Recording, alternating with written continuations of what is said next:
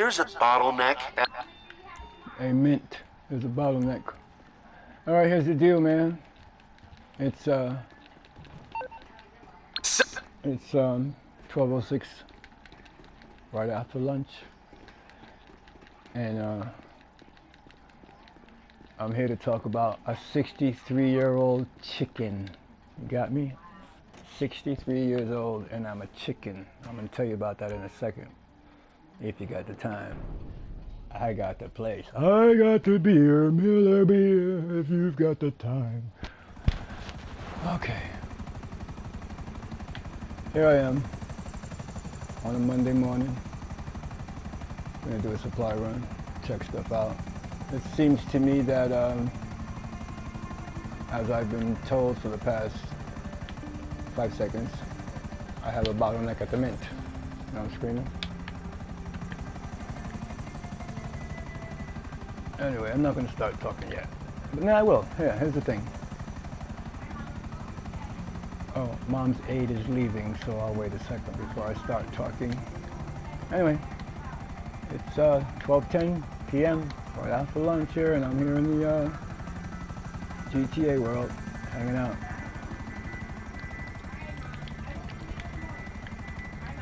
All right, Mike, I'll catch you later. All right, you be safe.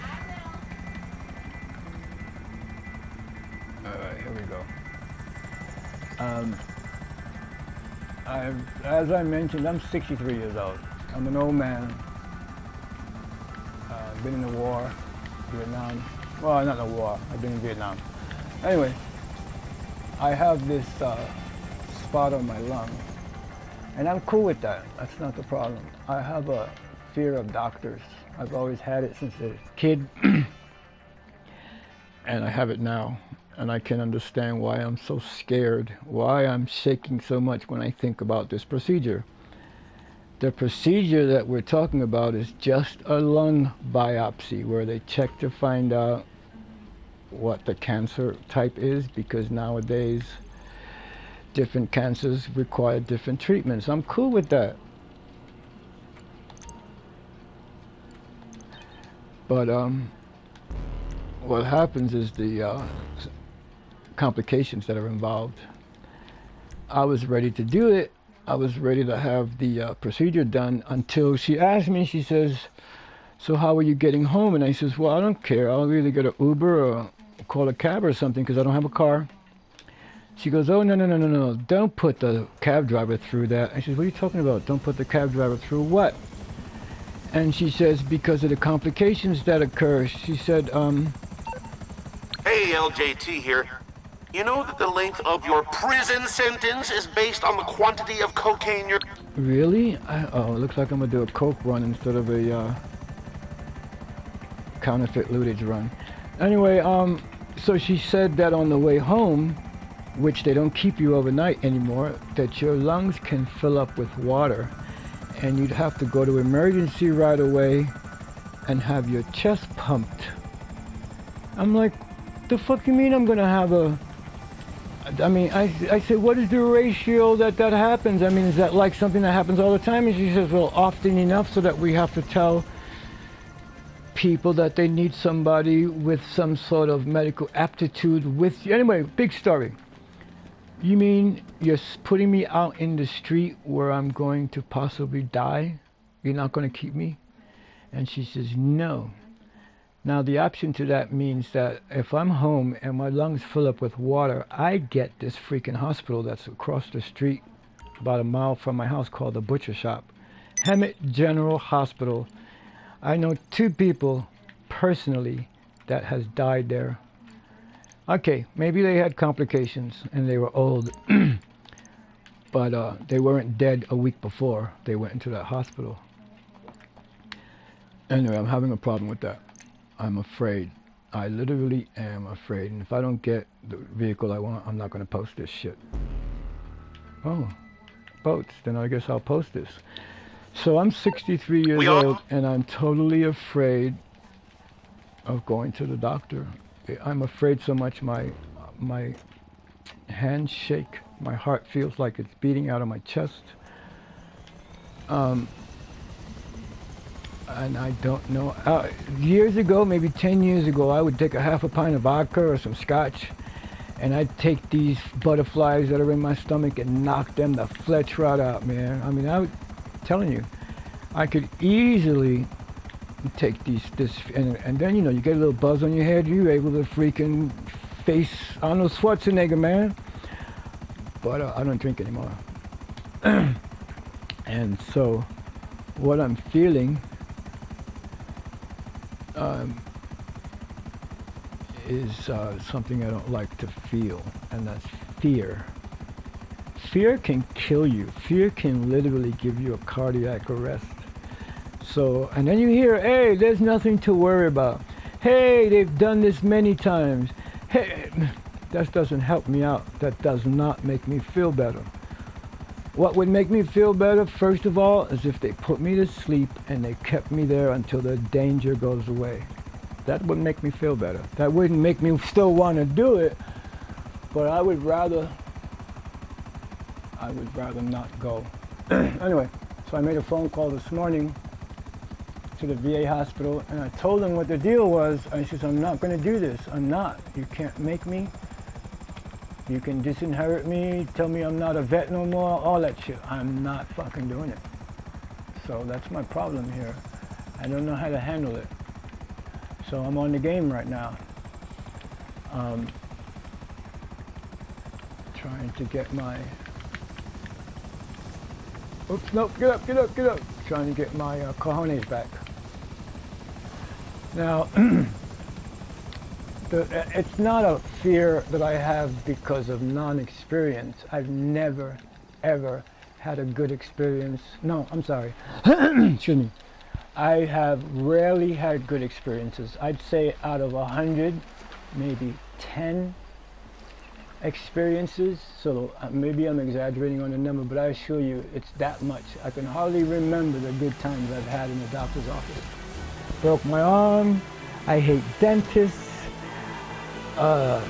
Colonoscopy, sigmoid, I don't like, thank God I had no operations, no stitches. Well, I had a stitch in my mouth from the dentist once, but again. So I don't know what to do. 63 years old, and I'm crapping my pants for no reason. I don't understand it. So now everybody on Grand Theft Auto knows I'm a chicken. And I'm proud of it. No, I'm not. Anyway, so what to do? Oh, by the way, it is cancer they're looking for. It is cancer that I have in my lungs, lung cancer. They're just trying to figure out if it's aggressive, if it's, anyway, they need to know what kind it is so they can find out what kind of chemo to use. Well, I'm all with that. And it'd be worse if I let the cancer grow. I understand all that shit, but right now I need help. I need freaking courage in a bottle. So that's my story, and I'm sticking with it. So I'm playing right now to try to get my mind off of these problems. So I am going to post this. Too bad. I'm going to name this My Fear of Doctors, I think. My Fear of Doctors. I don't know. I'm not a psychiatrist, but I know fear is tangible. And your mind can create some crazy shit. Trust me, you know. So, those of you who are young, now if this was my son who was needing to go to the hospital, I would be telling him things like, I got you, I'm with you, don't worry, I'm not going to let nothing happen to you. That's what I would tell him, but if somebody told me that right now, it wouldn't help me. I don't want somebody sitting next to me holding my hand. That's not going to make me feel better, honestly. What's going to make me feel better is if, first of all, they do what they said they couldn't do. They said they couldn't put me to sleep because they need to give me some instructions while they're poking into the side of my chest, trying to find this little spot on my lung. I don't know if I want to do that. What if I move and they collapse the lung because, I don't know, I'm scared. I don't like it. and I don't have to like it. But 63 years old, you know, crying like a little fucking baby. I'm sorry, people, because. But we're gonna resolve it hopefully today. Like I said earlier, I'm waiting for the VA to call me back after I whined, cried, and begged them to figure out another way to do this. No, I'm no scientist, but I know for sure that there are certain enzymes and certain markers that cancer leaves in the body that they can find out through your blood. Like they can find out if it's lung cancer, prostate cancer, whatever. And I know they have to do extra research behind it afterward, but there's a way for them to find out. My other problem is CBD oil does not require a puncture lung and a possibility of dying. CBD oil works on every kind of cancer, and it's not invasive, maybe very expensive, but it doesn't require you possibly dying on the way home. I'm sorry, that's just what I'm feeling. And they're not into CBD oil just yet. They're not into it, the VA. So, I quit smoking 9 weeks ago, but the stress is making me want to buy another freaking pack of cigarettes right now, and some vodka, but I'm not buying no vodka and I'm not buying no cigarettes, so I'm stuck with the emotions that I have. So what do you think, GTA? You know, there's a fight or flight thing I have. If somebody's attacking me and you stab me, I'm probably not going to notice it, and then when I see the blood, I'm probably going to be pissed off and come after you, right? I know I've done it before. Being in a fight, you don't care what happens to you. Especially if you're mad at the person, you want to beat their ass. They knock you on the floor, your lips are bleeding. Yeah, you get a little bit more energy when you see your own blood. I don't have a fight or flight response to this fear.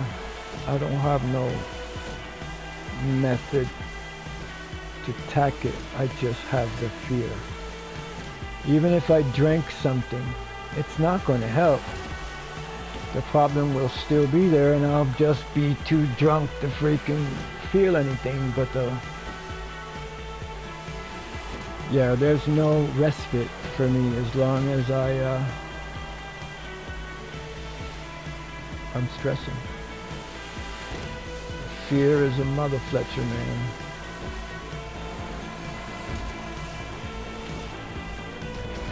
Well, that hurt.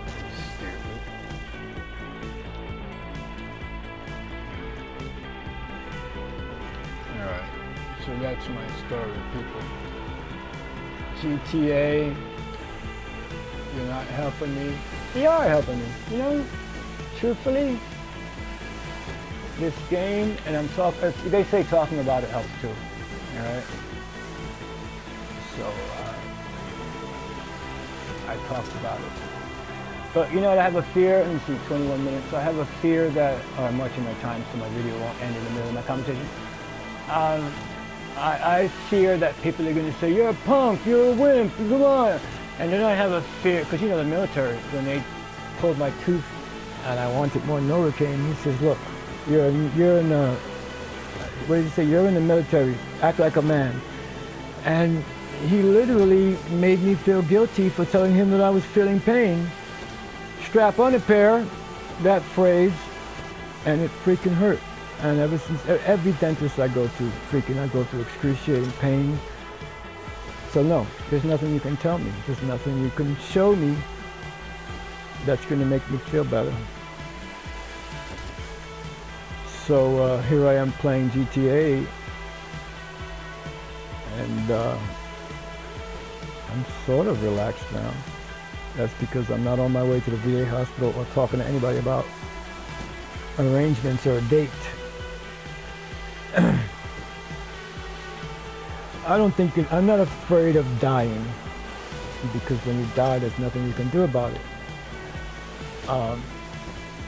Most of the time, people who die are usually in a coma anyway. They don't know that they're dying. In other words, when somebody tells you and gives you an expiration date, oh, you got cancer, you got 2 weeks to live, it's different than not waking up from a coma in a hospital from a car accident or whatever, and not knowing you're dying.